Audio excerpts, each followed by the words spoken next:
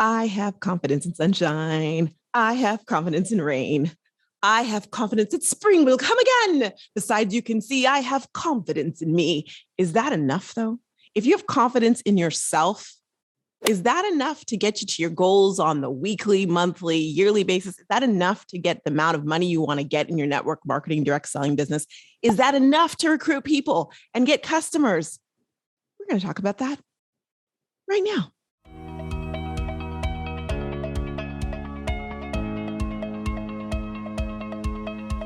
Hey, Taryn, how you doing?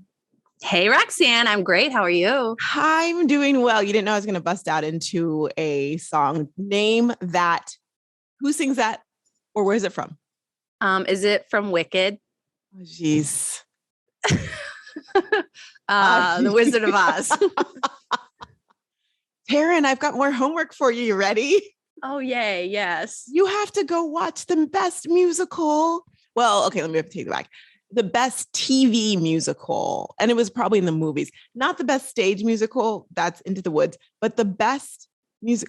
Oh my gosh. I got to tell you a story later. No, I need to know this musical. You're just ramping me up. Oh yeah. Sorry. Okay. Tell me. But I did meet a Tony Award winner the other day and I need to tell you that, but let's go back. Okay. Sound of Music, Julie Andrews. I have seen that. I've seen the movie. Yeah. Same here. I mean, I've seen I saw it on, I saw it on Broadway across America, but no, like Julie Andrews, she is, Christopher Plummer, all the things. You don't know that song though? I have confidence in sunshine. No, it's been a long time. I remember like the Do Re Mi song. Yes, can we put the clip on the podcast page just in case there's people like you who don't know it? Yes, we can. Okay. It'll be there for you guys. Okay. So the reason you didn't know I was going to bust out in this, but the reason I did is because, well, I speak in song, but also because confidence is something you hear a lot about when you're doing your network marketing business. You got to have confidence, or why didn't you post that? Don't you have confidence? Have confidence in yourself. Believe in yourself. Confidence, confidence, confidence. But unlike, and I see where you're going there, unlike The Sound of Music, we're going to talk about another word, a word that was important in another musical. They sang in that, didn't they? Yeah, they did. Another musical, The Wizard of Oz. Courage. All right, what you got about courage? Talk to us about courage. So courage is what's going to carry you through in your business, not confidence. Can you have both at the same time? Heck yes, you can. But confidence is not what's going to make you post, or maybe it will. But again, it's not going to be there for you every day. When you need to go live, when you need to show your face on stories, when you're about to do a crazy reel, like highlighting your product and like announcing to the world that you are selling products, confidence might not be there. And that's okay. That does not mean that you shouldn't still post it. So what is there for you? Well, the Cowardly Lion didn't have it. He didn't get very far. I'm just saying. Yeah. Courage. I want you to unpack that a little bit because I know that's been on your heart lately, just with some things you're doing. Why is courage so important? So for me, I think I have always put courage and confidence together, and I am slowly starting to learn they're different. Because I can be confident and there's times where like my confidence is really high, but what happens when my confidence goes low and I still need to do the things to run my business? I can't rely on confidence. I can't really rely on my motivation because that also wanes because those are both feelings. Whereas courage to me is something that is always there for you. Courage is there if you're scared. Courage is there if you're feeling confident.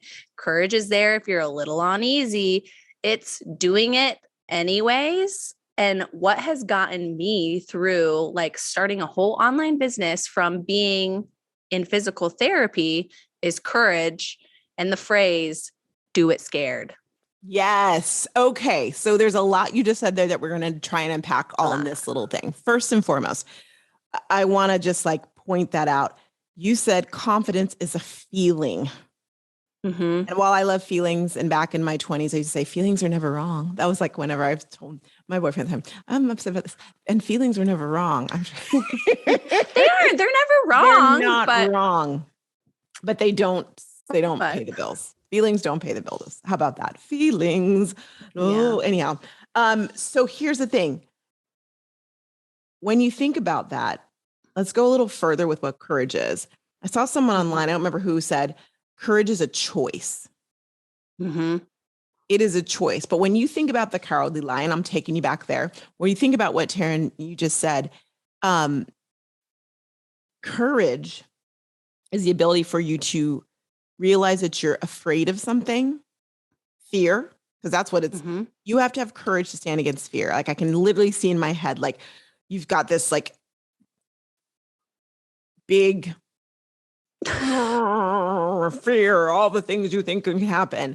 And then you've got your courage right there. Or like, think like David and Goliath, right? Mm-hmm. I've just finished reading Emmanuel Alto's book, and he was talking about David and Goliath in one chapter. Think about that. Like, so what made David decide that he could go against this big, burly, huge man who'd been killing everybody, and what he had the courage. Right. Do you think he had the confidence? I think he probably had both, to be honest. Mm-hmm. But I mean, he felt pretty confident. He's like, I got this. I'm a farmer. I'm a like, okay, but I protect my sheep. I'm fine. But he also had the courage to stand against that and stand up. And so courage is something that takes a little bit more. Let's go back to the cowardly lion. He was so afraid. But this goes into a deeper conversation, I think, as well, about fear and what we're going to do with fear. And it's funny that you brought this up, because fear is something that, when I went to my coaching retreat a couple of weeks ago, it was all about like getting past fears and getting past the fears. And a lot of times the fears we have aren't really actually about what's going on right now. It's about something in our past. It's about the way that whatever's going on makes us feel. And it reminds us of some type of trauma we had. And I don't mean like a big trauma, I mean like a little trauma, like my teacher told me to shut up type of trauma, that kind of thing. Or my parents they said something to me that they might not even realize, but I still hold on to. They said I was but that feeling comes back and we do not want to go back there. So that's part of fear. I think another part of fear is your body trying to keep you safe. There's a reason that we are still alive, right? There have been many, many, many, many, many, many people who've been in this world. And we know we have this survival of the fittest feeling, right? And survival of the fittest means, hey, if I see a dark alley, I'm going to opt not to walk down that alley. Right. That's a fear of what could be in the alley. And that's sometimes you don't want to overuse courage. Like, oh, well, I just thought I'm going to walk down that dark alley, even though I saw bad people in it. No. That is not what we mean. No, but it is assessing the fear and perhaps taking a look at, okay, what is the worst that can happen? Because we are really good at imagining the worst. And then thinking, what's the best that can happen? And then deciding, because it's a choice, to have that courage. Now, you brought up going live, and y'all, I can't tell you how many times that is a fear. That is a strong fear people have. Or when I'm looking at or reviewing social media profiles and I'm like, I don't see much of you at all on here. Like it's so interesting how your social media is a total tell on where you are and how you're feeling. Like, okay, I don't see you at all here. And I just asked the question, could we get some more pictures of you? No. Why not? Because I don't like to put myself out. Like I don't like pictures of me online, or I don't like to show myself. That's not that they're embarrassed. That's something they're fearing.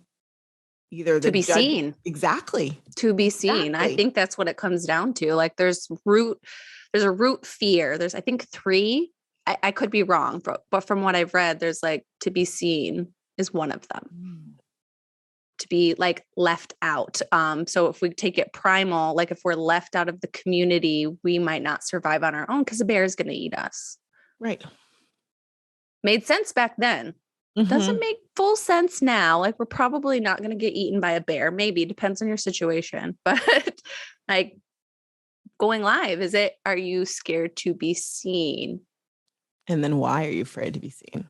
Mm-hmm. Which is a whole nother thing to uncover. But, you brought up the bear. And one of the things I learned at the retreat was that when we're scared or when we're fearing something, it is the same. They've tested it. And I don't know who was the brave person to be the person that tested this, but it's the same emotional and physical reaction as if a lion was chasing us. Oh my God. Yeah. So when you get really scared, and those of you who get like, because I'm going to hit that post button, or oh my gosh, because I let someone take a picture of me that I'm going to put up, or I'm going to go live, or I'm going to do a video, that fear is the same as you being chased by a lion. Mm-hmm. And I say that because I want to validate that. Like what you're feeling is real. That fear you're feeling is real. The question is, how can you get the courage to do that? And here's the thing, we're talking about going live, but for some of you, it's even like reaching out to someone who said, hey, I'm really interested. I saw your story. I would like to know more. Like, I can't talk to them. I'm not going to answer my DMs. I'm off doing something else. I'm so busy doing my taxes. I am busy doing my taxes, but I don't like that word, but it's anything. It's not sending the email. It's whatever that thing is. And we all have it.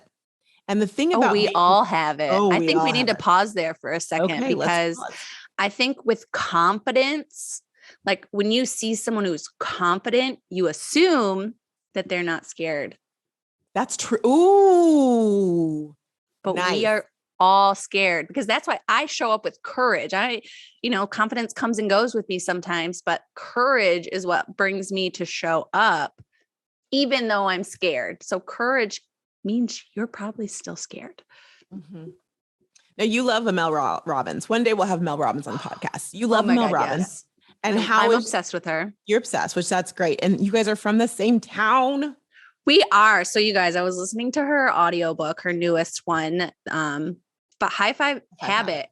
And I'm just listening in my car, going to the mall, and she just drops my town's name. And my town's name doesn't just like come out in public usually ever.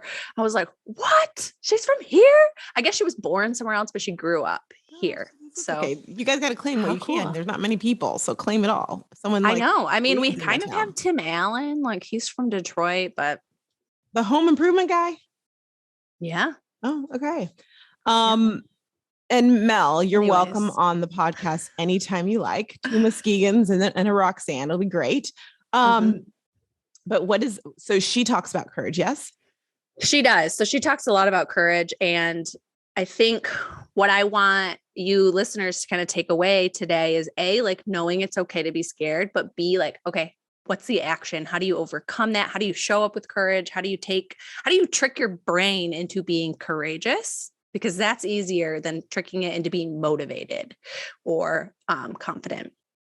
And so Mel Robbins has an amazing book called The 5-Second Rule, and it tricks your frontal cortex. I'm super nerdy into like how the brain works. So she explains all of it, but for a very brief synopsis, you trick your frontal cortex into action by going 5, 4, 3, 2, 1. And then you do what you're going to do. So an example, let's do it with like going live. So you decided you're going to go live, but now your brain's thinking like, oh, maybe I should do it later. Like, oh, like my eyelashes aren't looking great today. Like I'm gonna maybe go put on some different mascara. Maybe I should wait until I get my eyelashes, like my lift updated. Like your brain starts thinking like all these reasons why you shouldn't do it. Right? Safety. It's going to get you to safety. We're not going to go live. But to trick your brain into action by going 5, 4, 3, 2, 1, go, and then you just go live, it turns off the talk and gets you into action. Because when you say 1, your brain is then looking for something to do, and it will do the action you just decided that you were going to do without thinking about it. So I've been playing around with it a lot the last few days. And it works. It works. I've done it before. Mel Robbins did the rounds when I was like deep in the heart of my network marketing business. She was doing the rounds and doing a bunch of network marketing conferences. And I think she was one of the best choices that the direct selling industry was, because I like her. And what she says makes sense. And as to this day, I hear network marketers going 5, 4, 3, 2, 1. go. I'm like, yes, go do the thing. So Mhm. that's a great way. And your brain is very smart, but your brain does not have to hold on to what you've always feared. You can retrain your brain to Mhm. do these things. And we're not saying go do something that's dangerous. It's actually going to be helping you. So I guess the challenge for you this week is to action steps. Ask yourself, what is the thing in your business that you are not doing that is because of fear? And hey, let me just like caveat this. This is not, oh, okay, well, I guess I'm afraid to reach out to 400 people tomorrow. This is not what we're talking about. No. I was also going to put that disclaimer on. That doesn't mean we're giving you free reign to go message everyone from high school. No. But people from elementary school, that's fine. I'm just kidding. Go right to them. They remember who you are when you peed your pants. But what is the thing that you know that you actually do want to do? And you look and go, gosh, man, I wish I could do that. And you know that it's going to connect, and you know that it's not unhealthy for your business or you, that you're just not doing. I got to call out Nancy, my Nancy. She's been on the podcast. You know, Nancy. Mm-hmm. Nancy, who, by the way, P.S. And by the way, not only loves you, Taryn, but she actually, when I don't, it's over there on my Peloton, but she actually apparently for my birthday was all excited because she knew I was looking for a water bottle, and she was going to get it with the RoxTalks logo for me. And she was all excited, and she's leaving town, and she's like, I need you to send it to this person. They're like, we can't do it. She's like, what? She goes, and then I see on stories that Taryn got it for you. I was Nancy, I'm sure she needs a car water bottle too. So oh, there you go.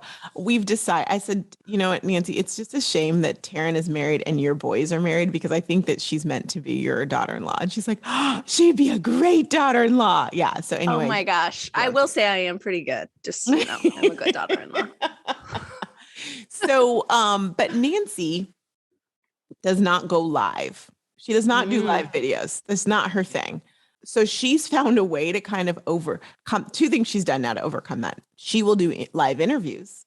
She does not consider it a live if she's interviewing someone. Okay, I'm fine with that. Love it. That's fine. So she's still going live, but it feels different. And then she does what she calls a Nancy live. What is a Nancy live, you ask? Taking her phone and recording.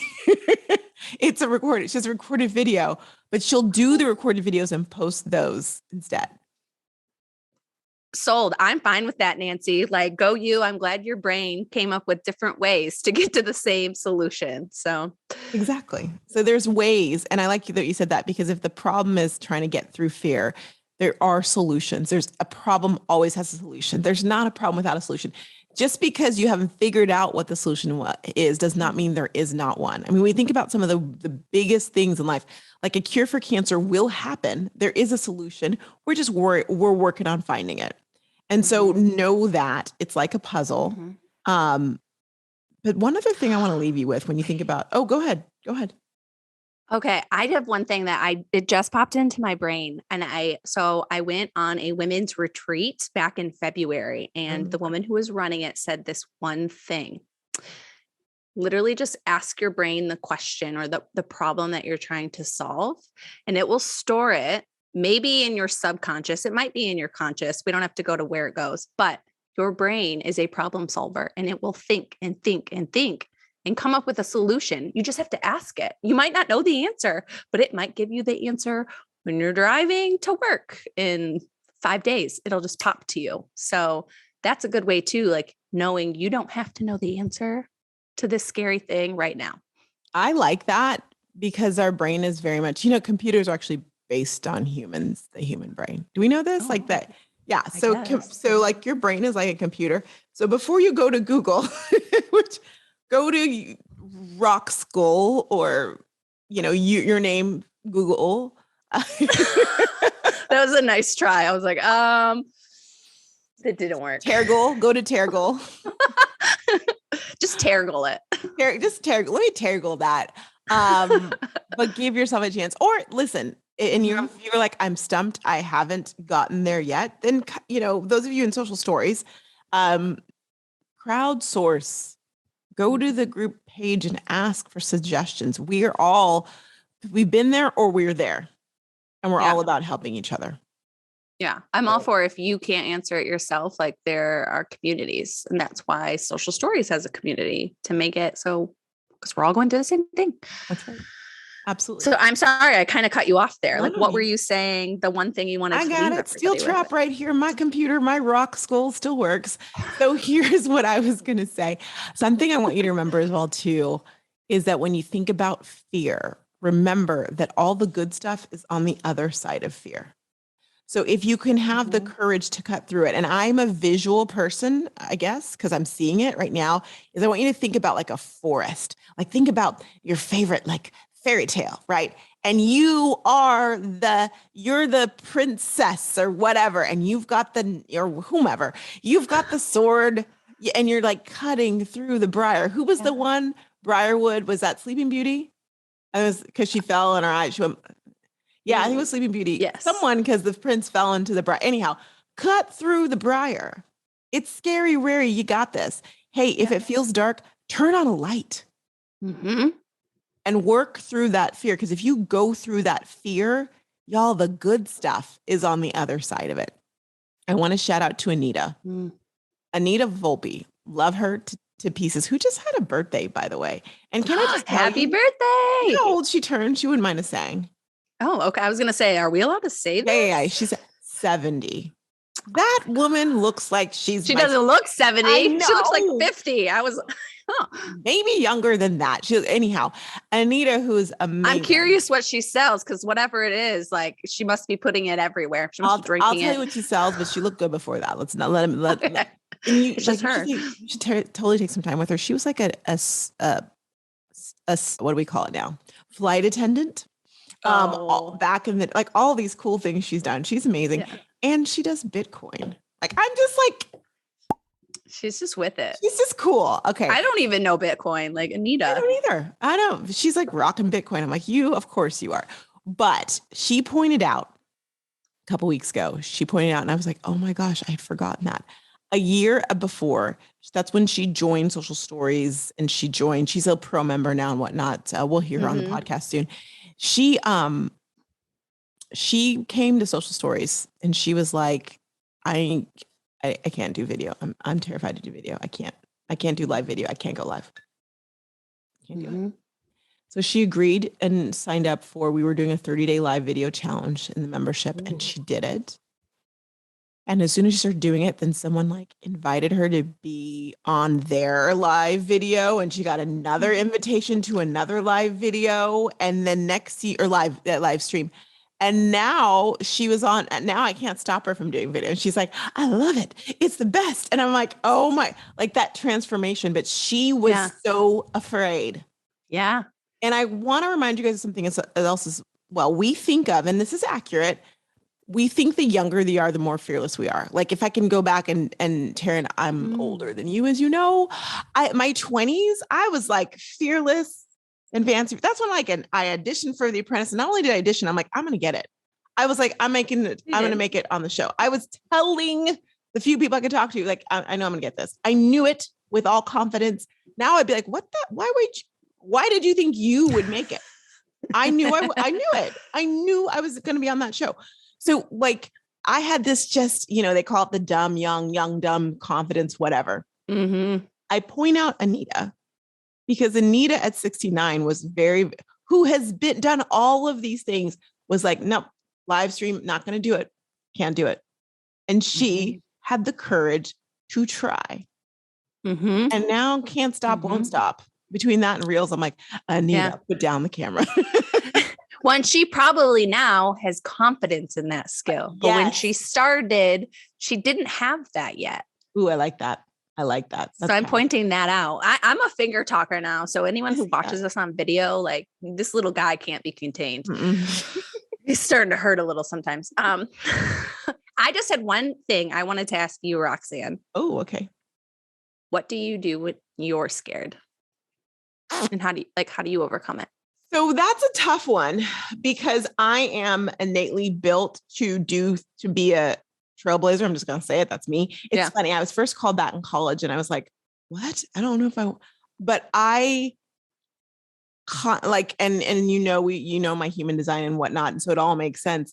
I am meant to be doing things where no one's done it before. And it's like, oh crap. And where people look and go, you're crazy. You're doing what? Yeah. So I'm used to that now.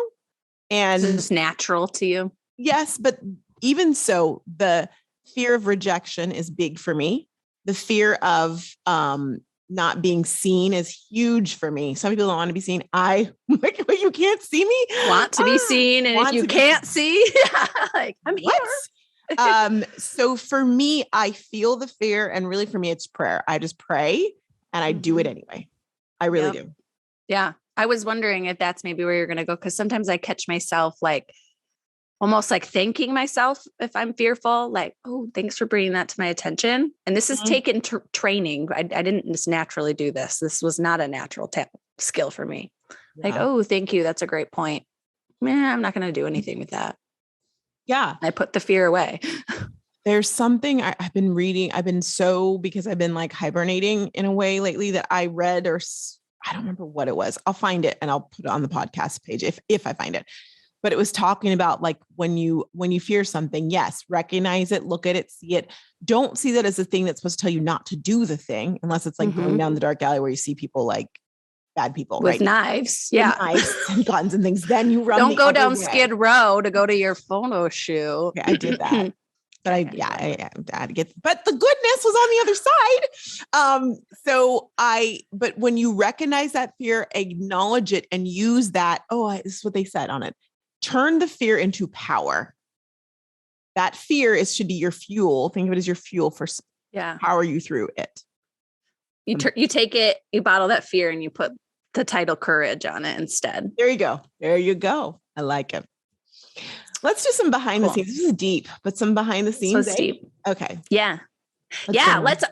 I can go and kind of tail it with this episode. I've been reading a ton lately. I am someone who nerds out on learning more and more about myself, about the brain, about business, about like, you name it. I love learning. And it was so sad when college was over. It was like, how am I going to learn now? But anyways, I digress. Law school. That's what I did. Oh no. I knew I was like, okay, it's time to make money. But I've been reading a lot of books. You and I are both like on a little bit of an Audible binge right now, ironically at the same time. And we didn't tell each other we were doing that, which how funny is that? Not ironic. It's not funny. It's interesting. It's interesting. Very interesting. It's synchronicity. But I've read 2 books. I'm reading a third. I am just having so much time like learning now. So are you going to put the books on the podcast page? Because you just said you just said 3 books. You didn't tell us what they were. Yeah. So I read the High Five Habit by Mel Robbins. I read the 5-Second Rule by Mel Robbins. I am reading You're a BA at Making Money. Badass at Making Money. Oh, okay. All right. So that one's really good. It comes with like journal prompts and stuff too. And then I downloaded Atlas for the Heart from Brene Brown. So I will link all of those below for you guys. Please do. So yeah, I was really tired, but I'm realizing that's just, I was just really tired, I was really tired. I had a rest. I needed a rest cycle. And this weekend, I decided to do my puzzle because I'm getting jiggy with it. No. That was back when he wasn't a bad guy that slapped people on TV. Anyway, so the song "Getting Jiggy with It." I know. I do know that one. Okay, good. There's these jiggy puzzles that I found because I wanted a puzzle, and my first one came, and it happened to be Olympics, which is like meant for me. And so, 500-piece puzzle. I got some wine out and did my puzzle. And I listened to a book. I mentioned earlier, the Emmanuel Acho book, which I recommend to everyone. And it was only 4 hours on Audible, which. Oh, that's good. Yeah. That's easy. I love quick reads. Right. And it's called Illogical. And y'all, if you need to get out of yours, like I'm like, aha, like it's so good. I highly, highly, highly, highly, highly recommend it. I ended up finishing the book. And then I had like 2 more hours of the puzzle, and I'm like, I'm going to finish this puzzle. And I finished it. And I'm so excited because I'm like, I need to give this puzzle to someone now. And I even kind of offered it to you because you're like, I need to do puzzles. And I was like, I hope she says no. Please say no. Because I already knew who I wanted to give it to. Yeah. which was Grace Summerall. So I'm very excited.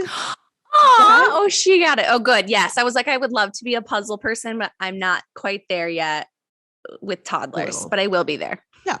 So I'm very excited. I'm going to send it to her because she and I have a love for Simone Biles that we both, she's a dog treat business. And get this dog treat business she has, like the dog treats are amazing. Not only does Baylor love them, and Baylor's stomach is like the most sensitive stomach a dog can have. That's what happens when you're 2 pounds and some change. Oh, she's looking at me. She heard me say that.